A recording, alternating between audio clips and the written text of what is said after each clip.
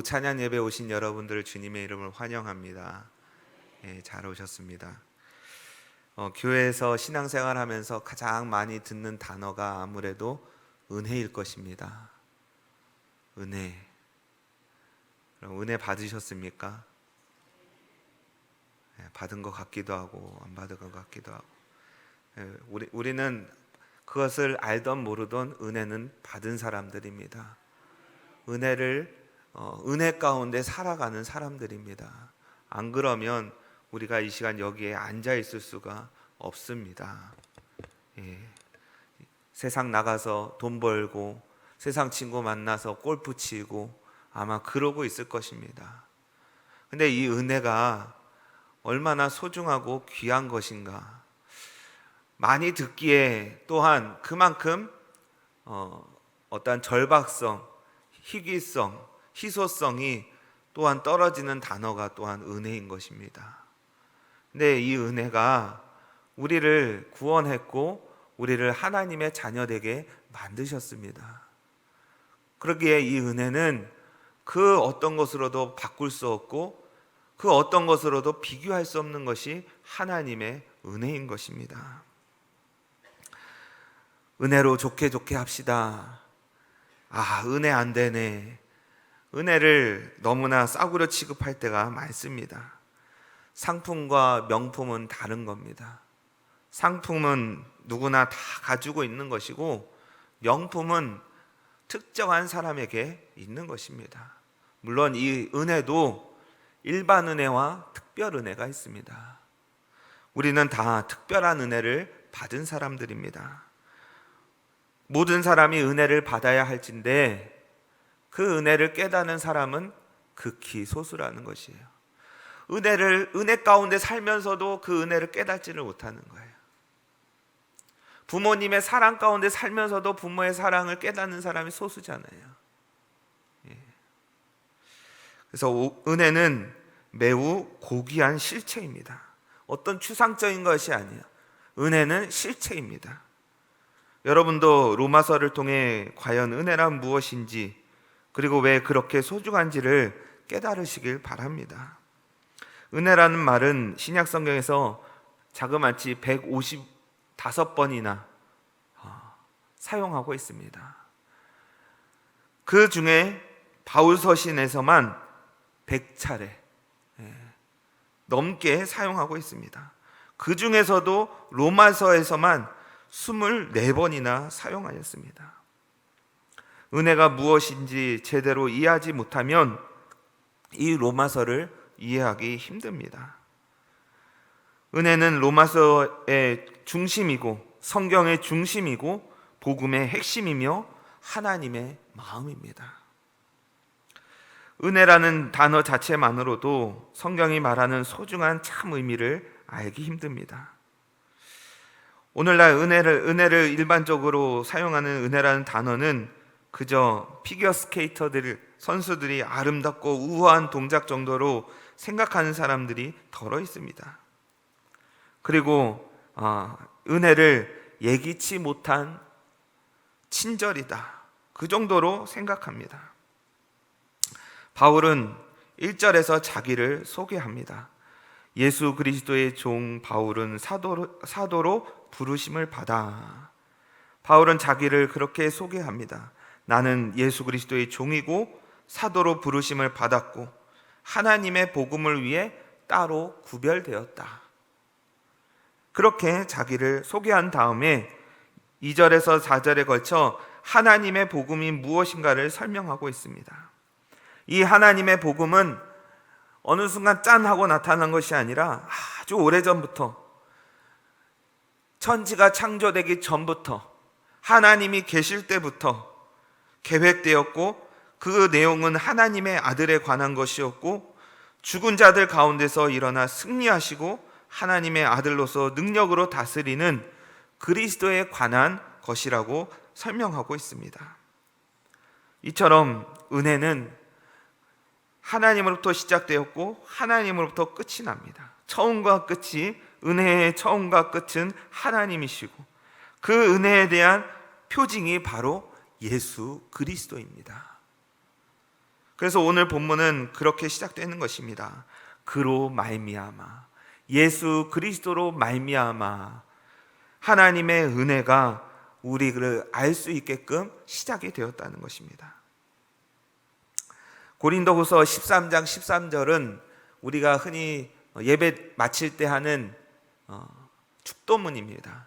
이제는 그리스도의 은혜와 하나님의 사랑과 성령의 교통하심이 너희와 함께 할지어다. 근데 저는 이 말씀을 보면서 왜 그리스도의 은혜일까? 예수 그리스도의 은혜가 먼저 나올까? 우리 그 순서상 하나님 아버지의 사랑이 먼저 나와야 되는데 왜 은혜가 먼저 나올까? 그 은혜가 있어야 하나님의 사랑을 깨닫는 것이고 성령님이 교통하신다는 것을 알기 때문입니다. 은혜가 없으면 깨닫지를 못합니다. 여러분, 깨닫는 것이 뭐라고요? 은혜라는 것이. 깨닫는 것이 은혜다.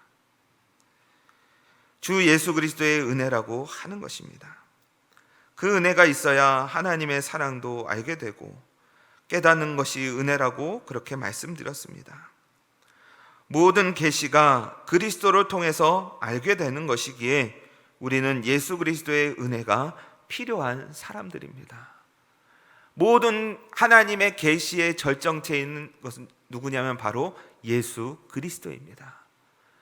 예수 그리스도의 그 은혜가 있어야 하나님의 사랑 또한 알 수 있는 것입니다. 이 은혜의 내용은 죽은 자들 가운데서 일어나 승리하시고 하나님의 아들로서 능력으로 다스리시는 그리스도에 관한 것임을 바울은 말씀해 주고 있는 것입니다. 바울 사도는 부활의 주님을 묘사하고 나서 은혜에 관하여 말씀하기 시작합니다.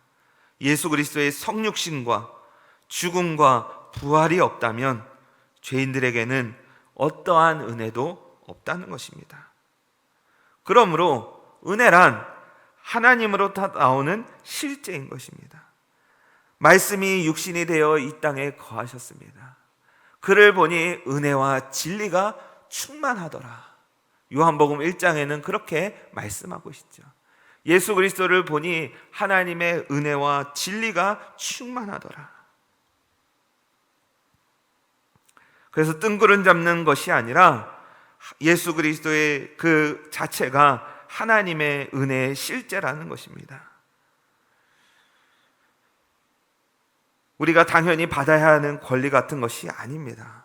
여러분, 은혜는 값없이 주어진다. 보통 그렇게 얘기하죠. 우리는 값없이 받지만 하나님께서 우리에게 은혜를 베푸실 때는 어마어마한 값을 치르셨습니다. 하나님께서 우리에게 은혜를 베푸실 때 하나님 입장에서는 어마어마한 값을 치르셨어요. 그것은 뭐냐면 바로 예수 그리스도를 십자가에 못 박았다는 것입니다. 하나님의 자신이 십자가에 못 박히셨다는 것입니다. 여러분, 우리가 누군가의 은혜를 베풀 때 호의적으로 그냥 친절함으로 베풀지는 않습니까? 그래 놓고서 은혜도 모르는 것들 그렇게 얘기를 합니다. 근데 그 은혜는 하나님께서 말하는, 성경에서 말하는 은혜와는 차원이 다른 것이에요. 사람들은 기껏해야 자신의 일부를 주면서 내가 은혜를 베풀었다, 내가 호의를 베풀었다, 그렇게 말을 하지만 성경에서 말하는 은혜는 자기 자신을 내어주는 것이 은혜라는 것입니다. 그래서 그 은혜를 받은 자들이 어떠한 삶을 살아가는가, 오늘은 5절에 보면 사도의 직분을 받았다는 것이에요. 사도의 직분을 받았다. 비단 바울은 사도의 직분을 받았지만 여러분들은 어떠한 직분을 받았습니까? 내가 은혜 받은 자라면 하나님의 그 어떠한 사명을 가진 자로서 살아가야 될진데 여러분들에게는 어떠한 직분이 주어졌습니까? 첫 번째는 화평케 하는 직분을 주셨다는 것입니다. 화평케 하는 직분. 하나님과 내가 화해를 했습니다. 원수된 내가 하나님과 십자가에서 화해를 했다는 것이에요. 그러기에 나도 다른 사람과 화평의 삶을 살아야 되는 것이 마땅한 것입니다. 만약 이러한 삶을 살아가지 않는다면 우리는 십자가를 욕되게 하는 것이고 하나님의 일을 방해하는 것입니다.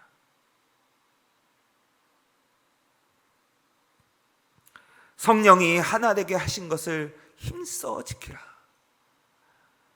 하나 되게 하신 것을 힘써 지키라. 그냥 지키라가 아니라 힘써 지키라는 것입니다. 그 하나 되게 함을 지키려면 어떻게 해야 되냐? 내가 희생해야 됩니다. 내가 헌신해야 됩니다. 내가 손해봐야 되고, 내가 뺨 맞아야 되고, 내가 욕먹어야 됩니다. 예수님이 욕 먹으셨기에 우리가 하나님과 하나 될 수 있었습니다. 예수님이 침뱉음을 당했기 때문에 우리가 하나님과 하나 화해할 수 있었습니다. 예수님이 채찍에 맞으심으로 우리가 나음을 얻었습니다. 그러기에 우리가 이 은혜를 깨달은 자들은 사람과 특히 성도들 간의 화평이 중요하다는 것이에요. 여러분, 이 다음에 예수님 만났을 때, 예수님이 구름 타고 오셨을 때 예수님한테 뭐라고 하시겠습니까? 예수님, 저 인간 때문에 저 천국 안 갈래요. 그러겠습니까? 아니지요. 그 전에 빨리 푸십시오. 예수님 언제 오실지 모릅니다. 우리가 하나님과의 관계가 회복되었고 그 은혜 가운데 사는 자라면 그 관계가 빨리 회복돼야 하는 것입니다.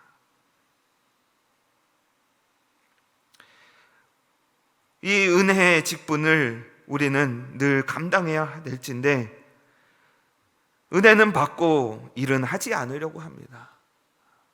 은혜 받는 건 참 좋지요. 그런데 그 은혜에 대한 일은 하지 않으려고 하는 것이에요. 와서 같이 교회 일 좀 하시지요. 저는 성경도 모르고 아직 자격이 없습니다 라고 대답하는 사람들이 많습니다. 주의 일의 자격을 누가 부여합니까? 세례받고 어느 정도 교회 다녔다는 것은 하나님의 은혜를 안다는 것입니다. 체험했다는 것이에요. 다시 말하면 은혜란 은사를 통해 다양한 사역을 감당하게 하는 하나님의 능력이라는 것입니다. 하나님이 바울에게 주신 은혜의 의미는 무엇일까? 바울이 은혜 받을 자격이 있어서입니까? 아닙니다. 바울은 은혜 받을 자격이 없는 사람이라고 스스로가 말을 하고 있습니다. 우리가 은혜 받을 만한 가치 있는 일을 했기 때문에 하나님께서 은혜를 주시는 것이 아닙니다. 이 은혜는 우리가 태어나기도 전에, 우리가 행하기도 전에 이미 하나님께서 창세전부터 준비해 놓으신 것입니다. 내가 애써 힘으로 받으려는 그것이 은혜가 아닙니다. 마치 우리는 은혜를 월급 외에 보너스로 생각합니다. 내가 열심히 일했으니까 월급 외에 받는 보너스라고 생각한다면 더 이상 은혜는 은혜가 아닌 것입니다. 예전에 강남에 지하철을 타러 간 적이 있는데 이런 문구를 봤습니다. 모든 것이 은혜입니다. 근데 그 밑에 단체 이름이 나옵니다. 강남에서 제일 가까운 절이 뭐지요? 봉은사라고 딱 적혀 있는 것이에요. 모든 것이 은혜입니다. 저는 강남에 있는 그 사랑의 교회나 그런 교회에서 붙여놓은 줄 알았는데 밑에 보니까 봉은사 이렇게 써져 있는 것이에요.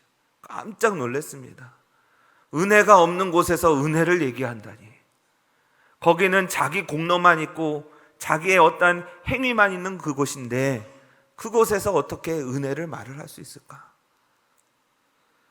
여러분, 우리가 은혜를 이렇게 깨닫지 못하기에 하나님께서 어찌 보면 그런 것들을 일으켜 세우셔서 은혜를 말하게 하고 있지는 않는가 생각도 해보았습니다. 은혜는 값없이 주어지는 것이지 그럴 가치가 있는 행동이나 자격 때문에 주어지지 않는다는 것을 우리는 늘 생각해야 되는 것입니다. 그래서 은혜에는 고유한 능력이 있습니다. 인간의 죄에 대한 용서와 인간이 처한 비참함에 대한 긍휼, 그리고 그리스도를 통해 철저히 값없이 우리에게 임하여 사역을 감당하게 하는 하나님의 능력이기도 한다는 것입니다. 사도 바울은 그 어떤 사도보다도 더 많이 고생하였습니다. 더 많이 핍박받았고 더 많이 오해를 받았습니다. 왜냐하면 그는 처음부터 사도가 아니었기에 다른 그리스도인들로부터 멸시를 받고 맨날 사도에 대한 그 권위를 인정받지 못하였습니다. 그래서 사도 바울이 쓴 서신서를 보면 항상 이렇게 나오죠. 예수 그리스도의 종된 바울은, 사도된 바울은, 그렇게 나오는 것입니다. 그러한 바울이었지만 그를 움직이게 할 수 있었던 것은 바로 하나님의 은혜인 것입니다. 그렇게 멸시를 받고 오해를 받아도 여전히 복음을 위해 달려가는 것은 하나님의 은혜가 그를 움직였기 때문입니다. 여러분, 교회 일을 무엇으로 하십니까? 은혜로 하십니까? 아니면 여러분들이 인정을 받고 존경을 받기 위해서 하십니까? 그렇다면 교회 일을 하지 마십시오. 교회는 은혜 때문에 하는 것입니다. 교회 일은 내가 은혜 받았기 때문에 하는 것입니다. 그 은혜로 하는 것입니다. 그 은혜에 반응해서 응답해서 하는 것이지 누구의 칭찬 때문에, 누구의 인정 때문에 하는 것이 아닙니다. 설사 처음엔 그렇게 시작했다 할지라도 교회 일을 하면서 하나님의 은혜를 체험하시기 바랍니다. 그래서 내게 주신 은혜가 이렇게 크기에 그 은혜가 내게 너무나 족하다라고, 그래서 어떠한 모욕을 받더라도 욕을 먹더라도 그렇게 주의 일을 감당하시기를 바랍니다. 바울은 사도의 직분을 받았다는 것이에요. 그 은혜 때문에 사도의 직분을 받았고, 그 은혜를 주신 이유는 그의 이름을 위하여라고 말을 합니다. 여러분, 우리가 하나님의 은혜로 구원받았죠. 근데 우리가 구원받은 이유가 무엇이냐면 하나님의 이름 때문입니다. 여호와, 예수 그리스도, 그의 구원자이신 그의 이름 때문에 우리가 그 은혜를 받았다는 것입니다. 그래서 다윗은 이렇게 말씀하고 있죠. 시편 23편 3절에 내 영혼을 소생시키시고 자기 이름을 위하여 의의 길로 인도하시는도다. 우리를 구원하신 이유가 뭐라고요? 우리의 영혼을 소생시키신 이유가 뭐라고요? 그의 이름을 위해서 살아가라고 그렇게 하신 것입니다. 내가 은혜 받은 것은 나만 좋으라고 그런 것이 아니라 하나님의 이름을 위해서 하나님의 일과 하나님의 그 사역을 하라고 우리에게 은혜를 베풀어 주셨다라는 것을 우리는 늘 알아야 하는 것입니다.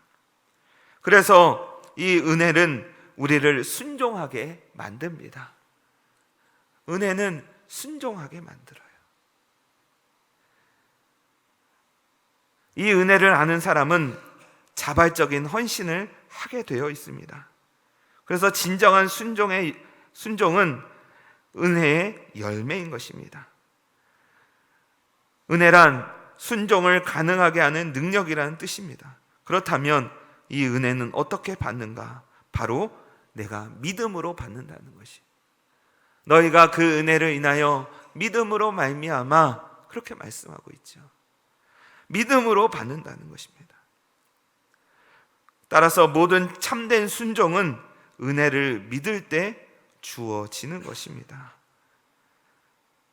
그렇다면 순종의 결과는 하나님의 이름이 찬양받아지는 것이고 하나님의 이름이 높아지는 것입니다. 그래서 내 순종을 통해 많은 사람들이 하나님의 이름을 알게 되는 것이. 여러분, 출애굽한 이스라엘 백성들이 계속 광야에서 뭐 하죠? 하는 일이 뭐냐면 만나 먹고 불평하고 물 먹고 불평하고 은혜를 먹으면서 은혜를 누리면서 불평하는 게 이스라엘 백성들이었습니다. 그렇잖아요. 메추라기를 먹으면서도 불평합니다. 우리의 모습인 거죠, 그것이. 은혜를 은혜로 깨닫지 못하는 삶을 살아가는 것입니다. 그리고 순종하지 못합니다. 그 결과는 무엇이냐면 다른 이방 민족들이 하나님에 대해서 인정하지 않는다는 것이.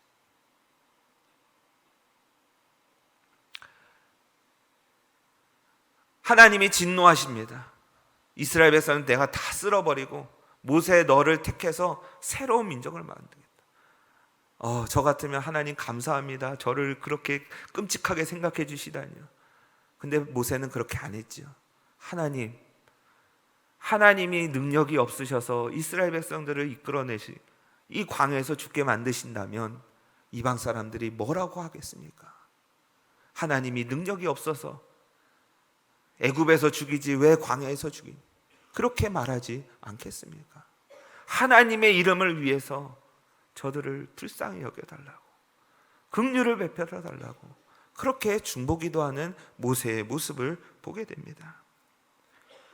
은혜 받은 자는 하나님의 이름을 널리 전파하고 그분의 이름을 높이는 삶을 살아가는 것입니다. 그래서 그 은혜 받은 자는 자신이 고통당해도 핍박받아도 하나님의 은혜로 족한 것입니다. 고린도전서 15장 10절 함께 보도록 하겠습니다. 고린도전서 15장 10절 같이 읽겠습니다. 그러나 내가 나 된 것은 하나님의 은혜로 된 것이니 내게 주신 그의 은혜가 헛되지 아니하여 내가 모든 사도보다 더 많이 수고하였으나 내가 한 것이 아니요 오직 나와 함께 하신 하나님의 은혜로라. 아멘. 더 많이 수고해도 더 많이 핍박받아도 나는 하나님의 은혜면 된다라는 것이, 이게 바울의 고백인 것이. 그렇다면 여러분, 우리의 고백은 또한 어때야 되겠습니까? 나의 삶의 최종 목표는 무엇입니까? 하나님이어야 된다는 것이죠. 그렇다면 이 은혜의 복음을 제대로 이해하고 받아들인 것입니다. 나의 삶의 최종 목표가 하나님이라면, 하나님 나라가 화평하게 된다라면 내 자존심 죽여도 내 성질 죽여도 나는 아무런 손해가 볼 것이 없다라고 생각하는 것입니다. 혹 그렇지 않다면 여러분, 주님의 이름을 부르시며 자신의 믿음 없는 것을 고백하며 불쌍히 여겨달라고 기도하시길 바랍니다. 주님께서 나의 눈을 열어 주셔서 하나님의 영광의 그 영광스러운 형상이신 예수 그리스도의 복음의 빛을 볼 수 있게 해달라고, 그 은혜를 깨달을 수 있게 해달라고 기도하시는 저와 여러분 되기를 바랍니다. 은혜란 이렇게 하나님이 우리에게 베풀어 주신, 값없이 주신, 아니 예수 그리스도를 주신 그 은혜라는 사실을 잊지 마시고 이 복음으로 신앙의 삶을 살아내는 저와 여러분 되기를 바랍니다. 이 찬송가 310장 찬양하시겠습니다. 아, 하나님의 은혜로 이 쓸데없는 자 왜 구속하여 주는지 난 알 수